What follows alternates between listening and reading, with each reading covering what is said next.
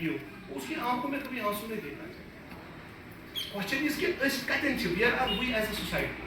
ہم کہیں نہ کہیں پہ جو ہماری ٹیچنگس تھے نا, ہم اس سے ڈیریل ہو رہے ہیں. ادروائز جب رسول اللہ صلی اللہ علیہ وسلم جب آئے, تب اس سے پہلے کا دور دیکھیے نا, لڑکیوں کو زندہ دفنایا جاتا. اور جب پوچھا گیا پیارے نبی صلی اللہ علیہ وسلم سے کہ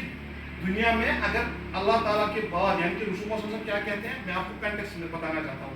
وہ کہتے ہیں اپنے صحابہ کی بات سے کہ اگر میں عشاء کی نماز پڑھ رہا ہوتا, اگر میں عشاء کی نماز پڑھ رہا ہوتا اور میں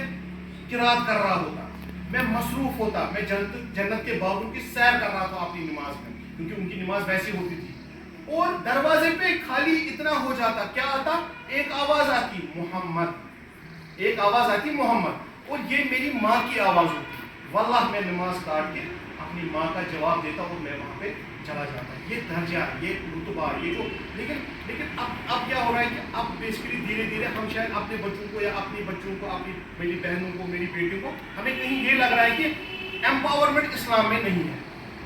جبکہ سب سے بہترین امپاورمنٹ ہے, کیونکہ ہمیں اسلام بولتا ہے یہ جو آپ منا رہے ہو دا گرل چائلڈ ڈے, یہ ہر دن آپ کا ہے. جب غوث الاعظم, جس کو ہم دستگیر صاحب سے نام سے جانتے ہیں, جب وہ چھوٹے تھے, ان کو اپنے مولوی صاحب نے کہا, کیا کہا, بولا سب لوگ بچے کب جا رہا, جنت کی مٹی لے کے آ رہا. تب سب بچے آئے ایسے, انہوں نے کہا, مولوی صاحب نے مذاق کیا. تو جو غوث الاعظم تھے وہ لیٹ آئے, انہوں نے کہا یار آپ کیوں لیٹ آئے آج, انہوں نے کہا میں ویٹ کر رہا تھا, کیونکہ جہاں میری ماں نے پیر رکھے تھے میں ویٹ کر رہا تھا, ایک کو اٹھائیں گے, میں وہاں سے مٹی لے کے آیا, کیونکہ آپ نے تو ہمیں پڑھا ہے کہ ماں کی قدموں کے نیچے جنت ہے. یہ ہوتی ہے تربیت, یہ ہوتی ہے کہ ہم اپنے بچوں کو تربیت کیسے دیں, ان کو دونوں تربیت